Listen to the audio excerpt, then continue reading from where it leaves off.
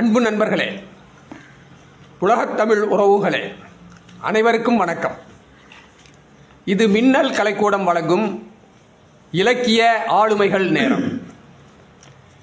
இன்றைய இலக்கிய ஆளுமைகள் பகுதிக்காக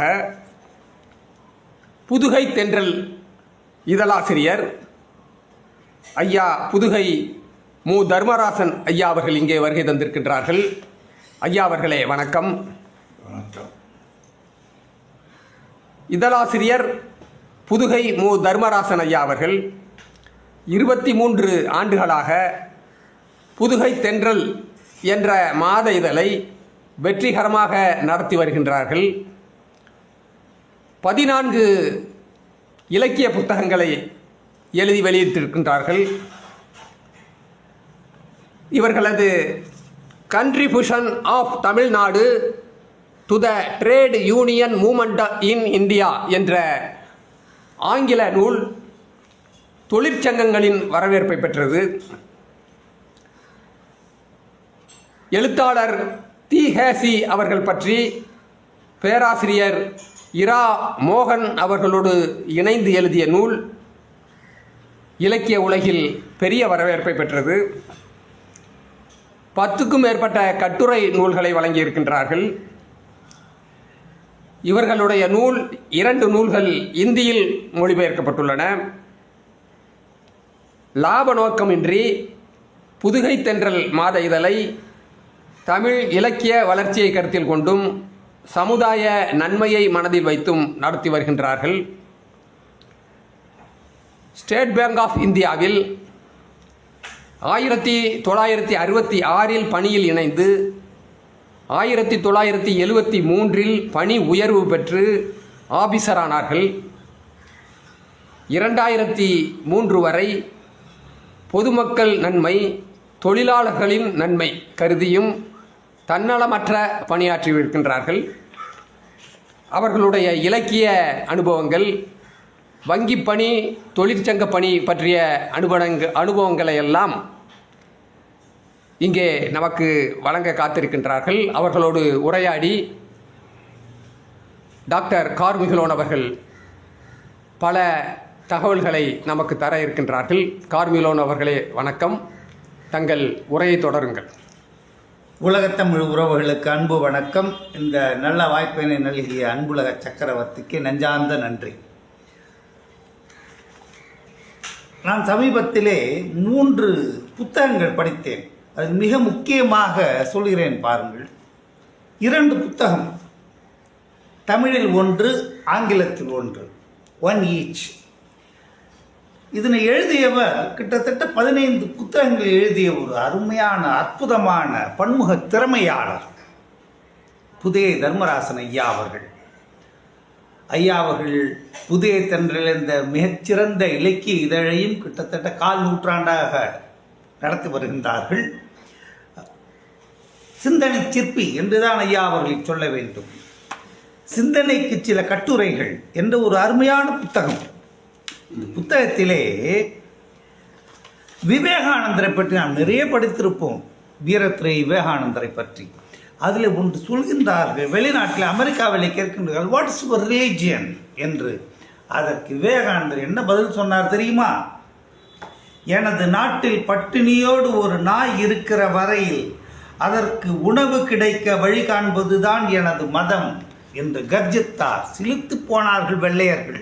இவர் ஏதேதோ சொல்வார்கள் என்று நினைத்தார்கள். That's my religion, true religion என்று முழக்கமிட்டார் விவேகானந்தர். அந்த அற்புதமான தகவல் இதிலே இருக்கிறது. Contribution of Tamil Nadu to the trade union movement in India. ஒரு அற்புதமான ஆவணம் இந்த புத்தகம். இதிலே ட்ரேட் யூனியன் மூவ்மெண்ட்டை பற்றி ஐயா தொழிற்சங்க மூமெண்ட், ட்ரேட் யூனியன் மூமெண்ட், அதை பற்றி விரிவாக ஆங்கிலத்திலே சொல்லியுள்ளார்கள். இதிலே Shri G Selvapathi Chettiar, founder of the first trade union in India, இதுவரை நான் படித்தறியாத கேட்டறியாத ஒரு தகவல். இந்த பெரியவர் தான் first trade union in India, இந்த பெரியவர் தான் ஸ்தாபித்து அதுக்கு பிள்ளையார் சொல்லி போட்டிருக்காரு. இந்த புக்கில் நிறைய ஃப்ளட் ஆஃப் இன்ஃபர்மேஷன். இதில் ஃபஸ்ட்டு இதுவே நான் பார்த்து வியந்தது என்னன்னா, அந்த ஐயாவோட சிந்தனையை பாருங்கள். எல்லாரும் வந்து லண்டனை வந்து தி கிரைடல் ஆஃப் சிவிலைசேஷன் அப்படி இப்படின்னு சொல்லுவாங்க. இவரோட சிந்தனையை பாருங்க, அதுதான் தமிழின் அடையாளம். The history of Tamil Nadu, the cradle of mankind என்று சொன்னார். ஒட்டுமொத்த மேன்கைண்டுக்கே இதான் ஐயா, நாங்கள் தான் ஐயா, தமிழ்நாடு தான் ஐயா. அப்புறம் தானே ஐயா சிவிலைசேஷன் வந்தது.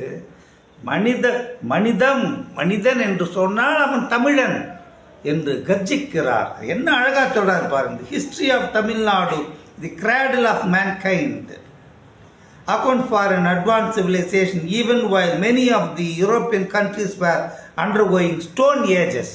இதை விட என்ன ஆதாரம் வேண்டும்? பரந்துபட்ட வாசிப்பின் வெளிப்பாடு, ஆழ்ந்த ஆராய்ச்சியின் தெளிவு, அற்புதமான ஆங்கிலத்தில் மிக தெளிவாக எழுதியிருக்கின்றார்கள், பாராட்ட வேண்டும். ஐயா அவர்களை நாம் இப்போது நேர்காணல் செய்வோம். வணக்கத்திற்குரிய தங்களை எப்படி அழைப்பது என்று எனக்கு பிரமிப்பாக இருக்கிறது. இலக்கியவாதியா, சேவை மனப்பான்மை கொண்ட ஒரு அற்புதமான மனிதரா, வங்கி அதிகாரியா, எப்படி அழைப்பது? பன்முக திறமையாளர் என்று ஒரே வரியில் அழைத்து விடுகிறேன். சரி, ஐயா அவர்களிடம் நாங்கள் எல்லாத்தையும் படைப்பாளர்கள் கேட்கும் முதல் கேள்வி ஃபர்ஸ்ட் அதை கேட்டுடுறேன். Give a brief reply to that. இந்த நீங்கள் கிட்டத்தட்ட 15 புத்தகம் எழுதிருக்கீங்க. ஒவ்வொன்றும் ஒரு ஆவணம் மாதிரி இருக்குது, தமிழ் இங்கிலீஷ் எல்லாத்துலேயும். இப்படி எழுதணுங்கிற ஆர்வம் உங்களுக்கு எப்படி ஏற்பட்டது? எழுத்து மேலே ஒரு ஈர்ப்பு எப்படி வந்தது? எனக்கு விடை தெரியாத ஒரு கேள்விக்கு விடையளிக்கிறேன். எழுத்தின் மீது ஆர்வம் என்பது எனக்கு இளமை காலத்தில் தான் வந்தது. மாணவ பருவத்திலேயே எங்கள் ஊரில் நான் 2 பதிப்பகங்கள் நடத்தியிருக்கிறேன். அதில் படிப்பகங்கள், அதில் ஒரு படிப்பகத்தின் சார்பில் கையெழுத்து மலர் என்று வெளியிட்டேன். அதை அந்த காலத்திலேயே இந்த ஆர்வம் வந்துவிட்டது. என்னுடைய கையெழுத்தை விட இன்னும் சிறப்பாக இருக்கக்கூடிய ஒரு தோழரை பயன்படுத்தி அவருடைய கையெழுத்தை எழுத சொல்லி நான் தொகுப்பு எல்லாம் கொடுத்து ஒரு கையெழுத்து மலர் வெளியிட்ட அனுபவம் எனக்கு எப்போதும் என் நெஞ்சை விட்டு நீங்காது. படிப்பில் ஆர்வம் என்பது அப்போதே இந்த கல்லூரி பருவத்திலும் சரி, பள்ளி பருவத்திலும் சரி, படிப்பகங்கள் நடத்துவதும் படிப்பகங்களுக்கு சென்று நூலகங்களுக்கு சென்று படிப்பதும் வழக்கம். எனக்கு கல்லூரி அமைந்த பேராசிரியர்கள் பெரிய சிந்தனையாளர்கள். அது முக்கியமாக நான் குறிப்பிட வேண்டியது டாக்டர் காத்தா திருநாவுக்கரசு அவர்கள். அவர்களெல்லாம் ஊக்குவித்த காரணத்தால் என்னுடைய ஆர்வம் எழுத்திலும் படிப்பிலும் சிறந்து வளர்ந்தது. அதுதான் நாம் இளம் பருவத்தை பற்றி சொல்ல வேண்டும். அப்போ துளிர் விட்ட ஆர்வம். இப்போ நீங்கள் வந்து 15 புத்தகம் போல் எழுதிருக்கீங்க.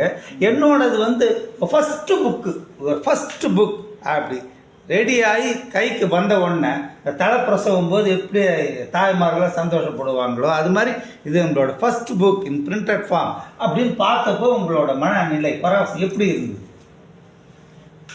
என்னுடைய மனநிலை நீங்கள் சொல்வதைப் போல பிறந்த குழந்தையை பார்த்து ரசிக்கிற தன்மை தான். ஏனென்றால் அந்த நூல்களில் கட்டுரைகள் மட்டுமல்ல, அட்டைப்படம் முதல் கொண்டு நானே நேரில் சென்று வடிவமைப்பவர்களிடம் யோசனையோடு அதை வடிவமைத்து அது கையில் வந்தபோது அந்த மகிழ்ச்சி அளவில்லாத மகிழ்ச்சி. ஒவ்வொரு நூலுமே அப்படித்தான். ஒவ்வொரு நூலுமே அதே போல்தான். அது தலைப்புகளும் அது மாதிரி மற்றவர்கள் பாராட்டக்கூடிய அளவுக்கு தலைப்புகள் அமைந்து விட்டன. அதுதான் நான் சொல்ல வேண்டும். சரி, தங்களுடைய வங்கி பணி அனுபவத்திற்கு அடுத்து வருகிறேன். புதுகை தென்றல் என்ற ஒரு அற்புதமான இலக்கிய இதழை கிட்டத்தட்ட 1/4 நூற்றாண்டு காலமாக 23 ஆண்டுகள் தொடர்ந்து தொய்வின்றி நடந்து வருகின்ற ஒரு பொக்கிஷம் அது. இலக்கிய ஆர்வலர்கள் அனைவருமே போற்றி கொண்டாடுகின்ற ஒரு அற்புதமான இலக்கிய பத்திரிகை இது. ஒரு இலக்கிய இதழ் நடத்துவது என்பது எத்தனை சிரமம் என்பது அனைவருக்குமே தெரியும். தாங்கள் 1/4 நூற்றாண்டாக எந்தவித தொய்வுமின்றி அற்புதமாக தொடர்ந்து வந்து கொண்டிருக்கிறது. இந்த ரகசியம் என்ன, அதை சொல்லுங்க. பத்திரிகை நடத்த வேண்டும் என்பது நான் முன்பே குறிப்பிட்டது போல கையெழுத்து மலர் ஆரம்பித்த காலத்திலே நம் நெஞ்சில் தேங்கி இருந்தது. ஆனால் நான் வங்கிப்பணியில் சேர்ந்து வங்கிப்பணி மட்டுமல்லாமல் தொழிற்சங்கத்தில் தீவிரமாக பணியாற்றியதால் அப்போது எனக்கு இதழ் தொடங்கும் ஆர்வம் இருந்தும் நான் அதை மனசுக்குள் கட்டுப்படுத்தி வைத்திருந்தேன். காரணம், நம்முடைய பதவியை பயன்படுத்தி பத்திரிகைக்கு நாம் சந்தாதாரர்களையோ சேர்த்து விட்டோம் என்ற அவப்பெயர் வந்து விடக்கூடாது என்று. எனவே என்னுடைய வங்கி பணியும் தொழிற்சங்க பணியும் நிறைவு பெறுகிற வரையிலே காத்திருந்து நான் பணி ஓய்வு பெற்ற பிறகு ஜூலை மாதம் 2003 பணி ஓய்வு பெற்றேன். அக்டோபர் மாதம் இந்த இதழை தொடங்கினேன். அது காரணம் பணி ஓய்வுக்கு பிறகு தொடங்க வேண்டும் என்பதுதான். அது வங்கிக்கு தொடக்கத்தில் எல்லா பத்திரிகைகளுக்குமே இருக்கக்கூடிய ஆதரவு இருக்கும். படிப்படியாக இல்லாமல் போனாலும் தொடர்ந்து நடத்துவதற்கு காரணம் பத்திரிகை நடத்த வேண்டும் என்ற ஒரே லட்சியம்தான்.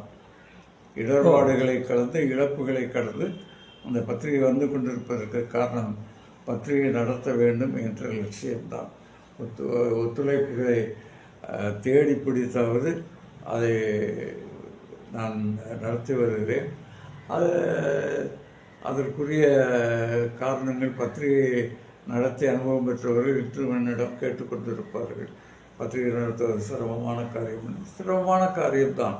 ஆனால் லட்சியம் இருக்கும்போது அந்த சிரமங்களை எல்லாம் எதிர்கொள்ளக்கூடிய தைரியமும் மன வலிமையும் நமக்கு இருக்கிறது. அந்த காரணத்தினால்தான் தொடர்ந்து நடைபெற்று வருகிறது. சரி, தங்களுடைய பற்பல படைப்புகளை, குறிப்பாக கட்டுரைகளை வாசித்தவுடன் என் மனதில் ஏற்பட்ட ஒரு எண்ணம் என்னவென்றால், தாங்கள் அடிப்படையில் ஒரு மிகச்சிறந்த சிந்தனாவாதி, ஏற்றத்தாழ்வுகளை எதிர்ப்பவர், சமதர்ம சமுதாயத்தை படைப்பவர், அனைவருக்கும் அனைத்தும் கிடைக்க வேண்டும் என்ற எண்ணத்தோடையே செயல்படுபவர் என்ற எண்ணம் எனக்கு ஏற்பட்டது. நிச்சயமாக அது உயர்ந்த எண்ணம். சரி, இதனை இன்னொன்றும் நான் படித்துள்ளேன், பல பேர் சொல்லி கேட்டு மகிழ்ந்துள்ளேன். அந்த சேவை மனப்பான்மைக்காக அனைவருக்கும் அனைத்தும் கிடைக்க வேண்டும், குறிப்பாக லேபர் மூவ்மெண்ட் தொழிலாளர்களுக்காக தங்களுக்கு கிடைத்த பதவி உயர்வுகளை எல்லாம் கூட புறந்தள்ளிவிட்டு அந்த லேபர் இதுக்காக நீங்கள் பாடுபட்டிருக்கீங்க. You made such a brilliant contribution, sterling contribution to that. அந்த உங்கள் வங்கி பணியிலேயே உங்கள் பேர் சொல்கிறதுன்னா அதான் கான்ட்ரிபியூஷன் ஃபார் இது அந்த ட்ரேட் யூனியன் மூவ்மெண்ட், லேபர் அவர்கள் செஞ்சதை பற்றி நீங்கள் விரிவாக சொல்லுங்கள். அது எங்களுக்கு தேவை. அதை பற்றி விரிவாக சொல்லுங்கள். ட்ரேட் யூனியன் மூமெண்ட் என்று சொல்லக்கூடிய அந்த இயக்கத்தில் நான் இணைந்தது வங்கி அதிகாரியான பிறகு சிறு காலத்திலேயே நான் அந்த வங்கி அதிகாரிகள் சங்கத்தில் இணைந்து பணியாற்ற தொடங்கினேன். அங்கேயும் என்னுடைய இலக்கிய அறிவை வளர்க்கக்கூடிய அளவுக்கு எனக்கு பணிகள் ஒப்படைக்கப்பட்டன. எனக்கு அங்கே மனத்துணிவு, நிர்வாகத்தை எதிர்த்து போராடி தொழிலாளர்களுக்காக வாதாடி நன்மைகளை பெற்றுத்தர வேண்டும் என்ற மன வலிமை எனக்கு தருவதற்கு காரணம் அப்போது இருந்த தொழிற்சங்க தலைவர்கள். நான் குறிப்பாக குறிப்பிட வேண்டும் என்றால் இப்போ ஒரு உயிரோடு இல்லை, பெங்களூருக்காரர் போர்போலே. இன்னொருவர் இப்போது நம்முடைய இருப்பவர் திரு ஜார்ஜ் மோசஸ். அவர் நான் எந்த நல்ல யோசனைகளை சொன்னாலும் தயங்காமல் எனக்கு ஊக்குவிப்பார். அந்த வழிதான் எனக்கு அந்த இலக்கியத்தில் அவங்க வெளியீடுகள், தொழிற்சங்கத்தில் வெளியீடுகள் எல்லாம் நான் பொறுப்பேற்றிருக்கிறேன். அங்கே ஒரு பத்திரிகை நடந்தது, அதையும் பொறுப்பெடுத்து நடத்தி இருக்கிறேன். அவருடைய புத்தகங்களையும் பொறுப்பெடுத்து போட்டிருக்கிறேன். அவர் அதை தவறவும் சொல்லியிருப்பார். இன்னொரு தலைவர் சொன்னேன்ல, எல்லாம் அந்த துணிச்சல் எப்படி போராட வேண்டும் என்பது இங்கு போய் நிர்வாகத்தின் சார்பில் அகில இந்திய அளவில் கலந்து கொண்டு உறுப்பினர்களுக்காக நான் போராடி இருக்கிறேன். பதவி உயர்வு என்பது நானாக உதவி தருகிறேன் என்பதை விட எங்கள் தொழிற்சங்கத்தில் அப்போது இருந்த ஒரு விதி, ஒரு குறிப்பிட்ட பதவி கிரேட் 2 என்று சொல்வார்கள், அதற்கு மேல் பதவி உயர்வு பெற்றால் பொறுப்பாளராக இருக்க வேண்டிய அவசியம் இல்லை. தொழிற்சங்கத்தில் இருக்கக்கூடியவர்கள் அதற்கு மேல் பதவி உயர்வு பெற வேண்டாம் என்று. நானும் அதே வழியில் அதற்கு மேல் பதவி உயர்வை பெறவில்லை. அந்த பதவியிலேயே எங்கெங்கு எனக்கு பணி கொடுத்தார்களோ அதையெல்லாம் செய்து நான் தொழிற்சங்க பணியில் கவனம் செலுத்தினேன். குட். அதாவது நான் மனம் திறந்து சொல்கிறதா இருந்தால், ப்ரைவேட் கம்பெனி எம்ப்ளாய்மெண்ட்டு வேறு, நேஷ்னலைஸ்டு இது பேங்க் இது மாதிரி இருக்கிறது வேறு. பொதுவாகவே அதை விட்டுருவோம். பொதுவாகவே வேலை செய்கிறவங்களுக்குன்னா எவ்ரிபடி செல்ஃப் சென்டர்ட், அது இயல்பு. நான் அடுத்த ப்ரொமோஷன் எனக்கு எப்படி கிடைக்கும், எனக்கு ட்ரான்ஸ்ஃபர் கிடைச்சா கூட நான் சந்தோஷமாக போகிறேன், I am ready for next promotion, அப்படி தான் எல்லாரும், அது இயல்பு. நான் அப்படி தான் இருந்திருக்கிறேன், எல்லாருமே அப்படி தான் இருக்கும். ஆனால் என்னை பிரமிக்க வைக்கின்ற ஒன்று என்னவென்றால், எனக்கு சேவை தான் முக்கியம். அந்த சேவை மனப்பான்மைங்கிறது அது சம்திங் உங்களுக்கு அந்த சின்ன பிள்ளையிலேருந்தே இருந்திருக்கிற ஒரு பெரும் குணம்னு தான் நினைக்கிறேன். அதனால தான் நீங்கள் எல்லாத்தையும் புறந்தள்ளிட்டு திஸ் இஸ் மை கான்ட்ரிபியூஷன் சொல்லும்போது அப்படி சேவையில் இறங்கியிருக்கீங்க. அது உண்மையிலே எனக்கு ரொம்ப ஆச்சரியம் அளிக்கக்கூடிய ஒன்றாக இருக்கிறது. இப்போ அதான் இப்போ பெரிதாக பேசப்படுறது. இப்போ 11 புக்கு எழுதியிருக்கீங்க, அது உங்களுடைய இலக்கிய ஆளுமை. ஆஸ் இண்டிவிஜுவல் உங்களோட ஆளுமை என்னன்னா சேவை செய்வது தான். அது ஆச்சரியமாக இருக்குது சார்.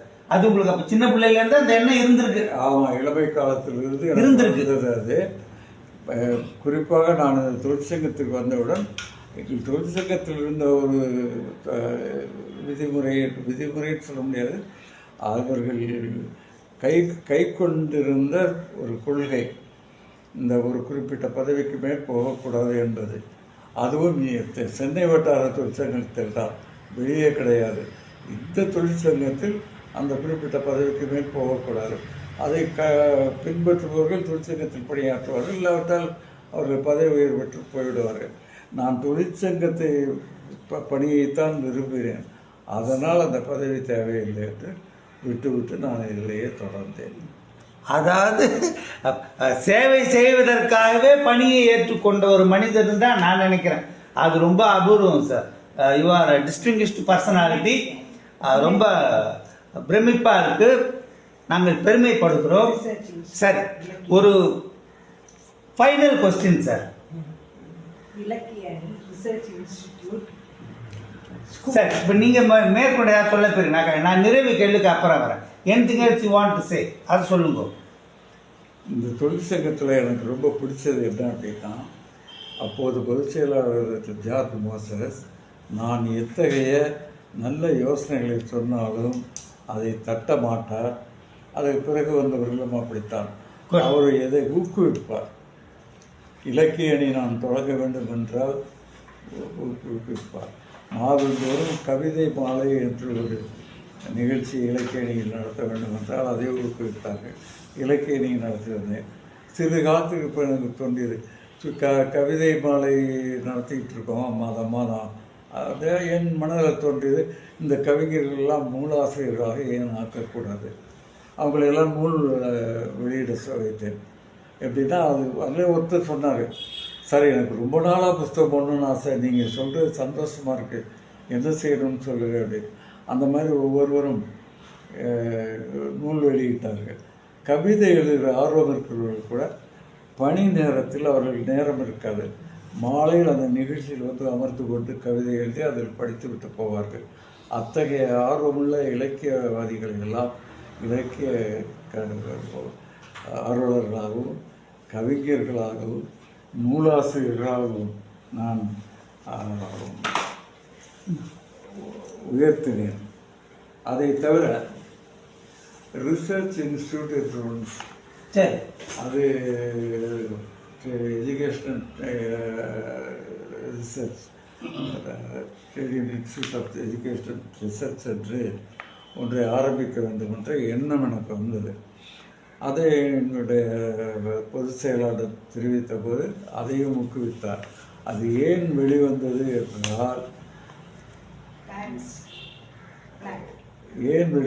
என்றால் Mahatma Gandhi Vasavada institute of labour institute என்று ஒன்றை நடத்தி வந்தார் அந்த காலத்தில்.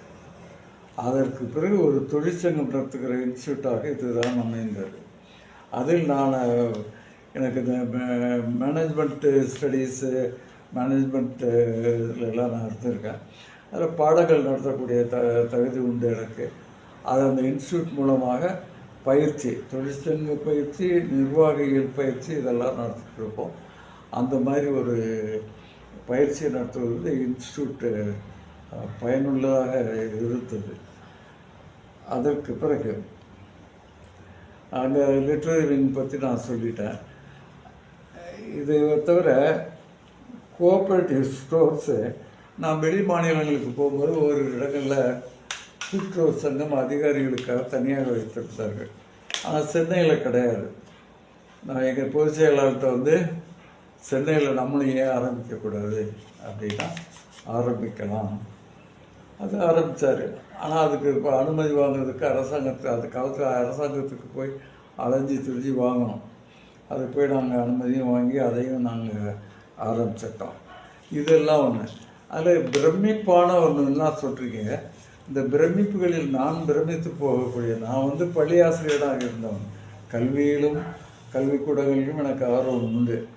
இந்த பொதுச் செயலாளர் ஒரு யோசனை வைத்தார், பள்ளிக்கூடம் ஆரம்பித்து நாம் நடத்த வேண்டும் என்று. அதற்காக நாங்கள் போய் எங்கெங்கேயோ பார்த்தோம், திருநெல்வேலி அங்கெங்கெல்லாம் போய் இடம் பார்த்தோம், மதுரையிலெல்லாம். கடைசியில் இங்கே மெட்ராஸில் ஆரம்பிச்சிட்டாரு. சென்னையில் ஆரம்பித்தால் அதற்குரிய இடம், அனுமதி இதெல்லாம் இல்லை.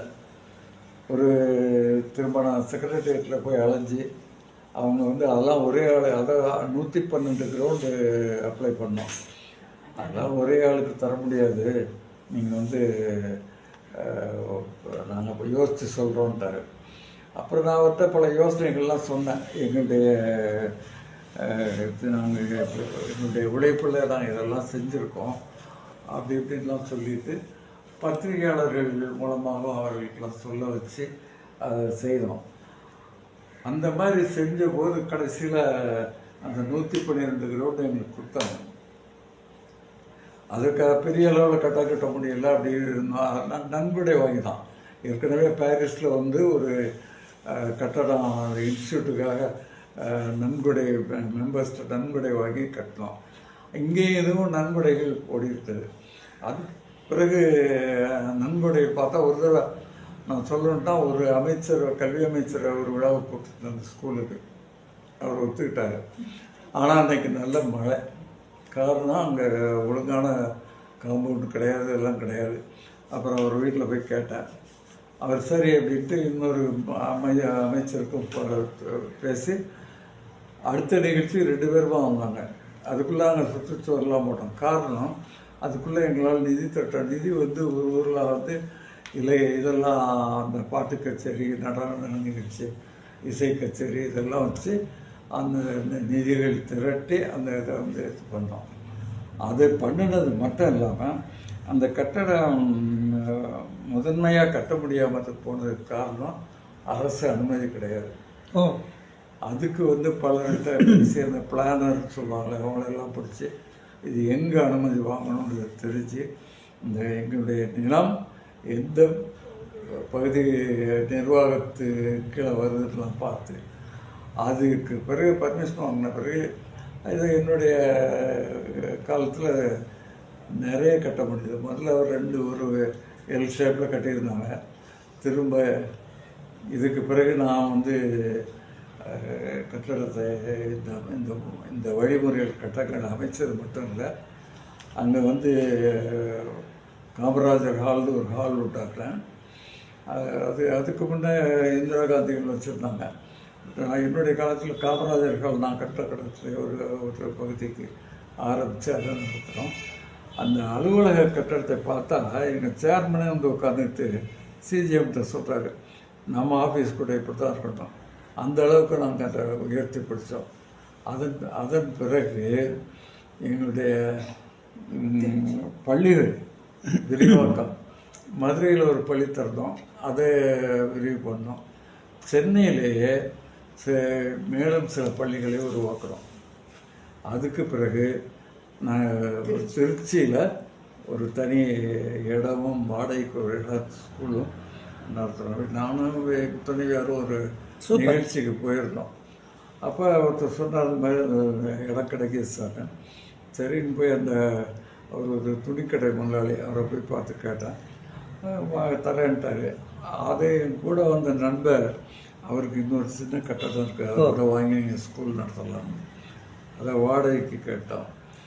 கையில் பணம் இருந்த பணத்தை கொடுத்தோம்.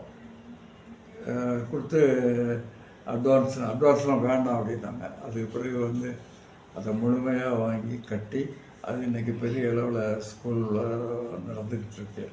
அந்த மாதிரி விரிவாக்கங்கள் செஞ்சோம். ஆசிரியர்கள் வந்து பல இடங்களில் பயிற்சி பெற்று வந்து வேலை செய்கிறாங்க. ஆனால் குறிப்பிட்ட காலத்துக்கு பிறகு இந்த காலத்துக்கு ஏற்ற பயிற்சி அவங்களுக்கு இருக்கான்னு யார் தீர்மானிக்க முடியும்? அதனால் நான் வந்து இந்த சென்னை பள்ளியில் என்னுடைய யோசனையில் ஒரு இன்ஸ்டியூட் ஆரம்பித்தோம் ஆசிரியர்களுக்காக. அது இன்றைக்கும் நடந்துக்கிட்டு இருக்கு. அது ஆசிரியர்களுடைய வளர்ச்சிக்கு உதவியாக இருக்கும். ஆசிரியர்கள் வந்து பல பள்ளிகள்லேருந்தும் வந்து ஆசிரியர்கள் ஒன்று சேர்ந்து ஒருத்தருக்கு ஒருத்தர் டிஸ்கஸ் பண்ணி அந்த அவங்களுடைய அறிவுத்திறனை வளர்த்து கொள்வது, அது ஒன்று. இதெல்லாம் நாங்கள் செய்த இந்த பள்ளிக்காக நாங்கள் பாடுபடுத்தல் மறக்க முடியாத ஒன்றுன்னா, சார்ஜ் ஷீட் இஷ்யூ பண்ணாங்க, குற்றப்பத்திரிகை. என்ற பொதுச் செயலாளர் அப்பா இருந்த அவருக்கு, எனக்கு இன்னும் பலருக்கு நாங்கள் வந்து அந்த சார்ஜ் ஷீட்டுக்கு பதில் கொடுக்கல. காரணம் என்னன்னா, எங்கள் பொதுச் செயலாளர் கொடுக்கல. மீதி பதில் கொடுத்தவங்களாம் தப்பிச்சு போயிட்டாங்க. எனக்கும் இந்த பொதுச் செயலாளருக்கும் இன்க்ரிமெண்ட் கட் பண்ணாங்க, சேல்ரி கட் பண்ணாங்க. எந்த இடம் வந்து வெளியூர் போட்டாங்க. ஏன்னா ஒருத்தர் தான் அப்போ வெளியூர் போட்ட மற்றவங்களாம் சேர்ந்துட்டாங்க. நான் போக முடியாது, தொழிற்சங்க படிக்காக நான் போக முடியாது. 2 வருஷம் எனக்கு அது வீட்டில் என்ன எதிர்பார்க்க மாட்டாங்க. அவங்களுடைய உழைப்பில் வீடு ஓடிக்கிட்டு 2 வருஷம் நான் சம்பளத்தை எதிர்பார்க்காம அந்த ஊரில் போய் சேரலை. ஸ்ரீவைகுண்டத்தில் போய் சேரலை. சேராமல் இங்கேயே இருந்து தொழிற்சங்க பணி செஞ்சுக்கிட்டு இருந்தேன். கிரேட். அப்புறம் ஒரு நாள் திடீர்னு எங்கெங்கேயோ போட்டாங்க உள்ளூர்லேயே. நான் எங்கேயும் சேரல. ஆனால் என்னுடைய அகில இந்திய தலைவர் யார் எனக்கு முன்னோடி சொல்கிறான், அவர் டெல்லியில் ஒரு நாள் சாப்பிட்டுட்டு இருக்கும்போது, எந்த அரசாங்கத்துக்காக நீ ராஜா ஆகிட்டியான்னு. இல்லை, என்னை கொண்டு மறுபடியும் நான் இருந்த இடத்துல கொடுத்தால் வழி நான் போகிறதில்லைன்னு உறுதியாக இருக்கேன்னா, நீ போய் முதல்ல எங்கே போட்டாலும் சேரு, சம்பளத்தை வாங்கு, அதுக்கப்புறம் நம்ம பார்த்துக்குவோன்னாரு. ஒரு தலைவர் சொல்லிட்டு பிறகு நான் என்ன செய்ய முடியும்? நான் போய் எங்கள் ரீஜனல் மேனேஜரை போய் பார்த்து கேட்டு அந்த மாதிரி சொன்னால் அவங்க உடனே ட்ரிப்ளிகேனில் போட்டு விட்டாங்க. போட்டு விட்டால் ட்ரிப்ளிகேனில் இருந்த அதோட தொழிற்சங்க பணிகள்லாம் செஞ்சுட்டு ட்ரிப்ளிகேனுக்கு ஒரு நாள் அந்த சீஃப் ஜெனரல் மேனேஜர் ஒருத்தர் வந்தார், அவர் ஆந்திராக்காரர். என்னை பார்த்து நீ இங்கேருந்து செய்கிற அப்படின்னாரு. அவர் நம்ம தொழிற்சங்கவாதி இங்கேருந்து செய்கிறான்னு நினச்சிருப்பார். இதுதான் என் இடம் அப்படின்னா பதிலே பேசலை. நேராக ஆஃபீஸுக்கு போனவர் பர்சனல் மேனேஜரை பார்த்து இந்த தர்மராஜன் வந்து ஹெட் ஆஃபீஸில் போட்டுட்டார்.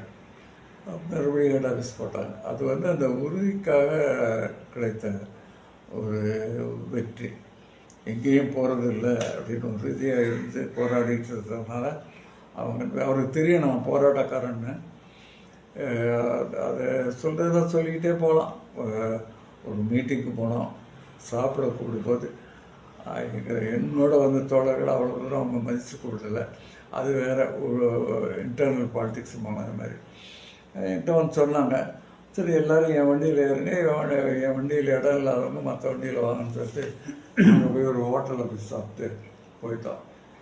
அந்த சீஃப் ஜெனரல் மேனேஜர் என்னுடைய ரூமுக்கு அனுப்பி மன்னிப்பு கேட்க வச்சார். அதுக்கப்புறம் கோயம்புத்தூரில் ஒரு மீட்டிங் நடந்தது. அங்கே போனால் என் கையை பிடிச்சிக்கிட்டே தெரிஞ்சார். ஏன்னா நான் சாப்பிடாம போயிடுவேன்னு நினச்சிட்டு. கோயம்புத்தூர் என்னுடைய கோட்டை, அங்கே நான் சொல்கிறது தான் நடக்கும். அங்கே கையை பிடிச்சிக்கிட்டே சாப்பிட்டு முடிகிற வரைக்கும் இருந்துட்டு யார்கிட்டையும் காட்டிக்கல பண்ணார். அந்த அளவுக்கு தொழிற்சங்கத்தில் வந்து ஒரு உறுதிப்பாடு, லட்சியம், இதுக்கெல்லாம் பாடுபடக்கூடிய தன்மை இருந்தது. காரணம் சின்ன வயசுலேருந்து என் மனசுக்குள்ளே பல லட்சியங்களையும் கொள்கைகளையும் தேசப்பற்று மொழிப்பற்று வளர்த்துக்கிட்டேன். எனக்கு கிடைத்த பேராசிரியர்கள்லாம் அந்த மாதிரி ஒரு நல்ல பேராசிரியர்கள் கிடைத்தார்கள்.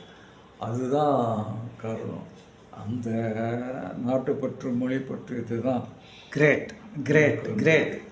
அதாவது எப்படி சொல்கிறது, பர்சன் ஆஃப் அப்சல்யூட் வெர்சட்டாலிட்டி அப்படி தான் சொல்லணும். பேச்சாளராக, எழுத்தாளராக, இலக்கிய இதை நடத்துவராக, வங்கி அதிகாரியாக, தலை சிறந்த சிந்தனாவாதியாக, இது எல்லாத்துக்கும் மேலே மிகச்சிறந்த மனிதநேயமிக்க மாண்பாளராக இருக்கின்றீர்கள். ஸோ உங்களை சந்தித்தது மற்றற்ற மகிழ்ச்சி. சொல்லுங்க. நீங்கள் கேட்டீங்களே அந்த தொழிற்சங்கத்தை பற்றி, எழுத்தை பற்றி. தொழிற்சங்க ஆராய்ச்சியில் கூட என்னுடைய அந்த ஆர்வம் வந்து தொழிற்சங்கத்தினுடைய ஆதியை கண்டுபிடிக்கணும். தொழிற்சங்க மேதினத்தில் எனக்கு நிறைய ஆர்வம் உண்டு. மேதினத்தை எனக்கு தெரிஞ்சு அதிகாரிகள் மத்தியில் முதல்ல கொண்டாடினது எங்களுடைய சங்கத்தில் தான் கொண்டாட வச்சோம். அந்த ஆய்வு நோக்கு வந்து என்னுடைய பேராசிரியர் காத்தாத்தியை பார்த்து, ஐயா இலக்கியத்தில் இருந்து ஏதாவது தொழிற்சங்கங்களை பற்றி ஏதாவது இருக்காருன்னா, அவர் ஒரு நாள் எனக்கு ஒரு கார்டு எழுதினார். செல்வராஜ் செட்டியார்ன்றவர் இன்டர்வியூ கொடுத்துருக்காரு. இதில் தொலைக்காட்சியில் அதை வச்சு அவருடைய முகவரியை தேடி கண்டுபிடிச்சி அவரை பார்த்து, அவர் தான் செல்வராஜ் செட்டியார் தொழிற்சங்கம் தொடங்குவது, சென்னை தொழிற்சங்கம் தொடங்குவதற்கு மூல காரணம். அவர் திருவிக்கா போன்றவர்கள் தொழிற்சங்கத்துக்கு வருவதற்கு அவர்தான் காரணம், வர வைத்தவர் அவர்தான். அவரை பல முறை நான் சந்தித்து அவரோடு உரையாடி அதில் கிடைத்த தகவல்கள் எல்லாம் வைத்து ஒரு நூல் எழுத வேண்டும் என்ற ஆர்வம் வந்து, அதுதான் தொழிற்சங்க வரலாறு தமிழ்நாடு என்று நான் ஆங்கிலத்தில் எழுதியிருக்கக்கூடிய நூல். அது வந்து தொழிற்சங்க வரலாற்றில் மறக்க முடியாது. அவ்வளோ பெரிய மனிதரை சந்திக்கக்கூடிய வாய்ப்பு எத்தனை பேர் கிடைச்சிருக்கோம்.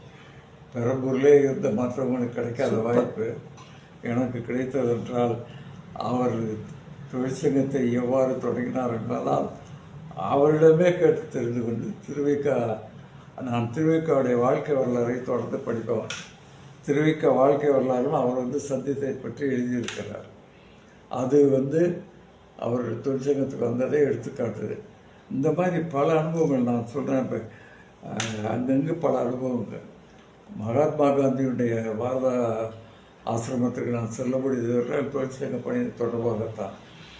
அந்த மாதிரி காஷ்மீரிலிருந்து கன்னியாகுமரி வரை பல்வேறு இடங்களுக்கு சென்று பல்வேறு செயல்களை, விஷயங்களை தெரிந்து கொண்டு இந்த தொழிற்சங்கத்துக்காக என்னால் போராட முடிந்தது. அது வாழ்க்கையில் என்னால் என்றும் மறக்க முடியாத ஒரு நினைவலைகள் எப்போதும் வந்து கொண்டே இருக்கும். அருமை. தங்களிடம் பேச வேண்டியதும் தங்களிடமிருந்து தெரிந்து கொள்ள வேண்டியதும் ஏராளமாகவே இருக்கின்றன. Okay, we will receive it for the next occasion. இன்னொரு occasionல வச்சு ஃபாதர். மிக்க மகிழ்ச்சி. நன்றி, வணக்கம்.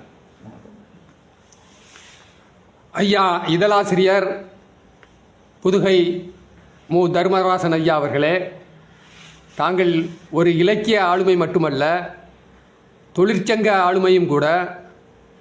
பல பள்ளிக்கூடங்களையும் நிறுவி தங்கள் சேவையை ஆற்றியிருக்கின்றீர்கள். உங்களுடைய வாழ்க்கையை நீங்கள் தனி புத்தகமாக எழுத வேண்டும். அதன் மூலம் மின்னல் கலைக்கூடம் நேயர்கள் நிச்சயமாக பயன்பெறுவார்கள். நன்றி, வணக்கம். டாக்டர் கார்மிகலோன் அவர்களே மிக சிறப்பான உரை நடத்தி மிக அருமையான தகவல்கள் எல்லாம் திரட்டி தந்துள்ளீர்கள். நன்றி, வணக்கம். நேயர்களே, உங்கள் கருத்துக்களை பதிவிடுங்கள், சப்ஸ்கிரைப் செய்து இணைந்திருங்கள். நன்றி, வணக்கம். நன்றி.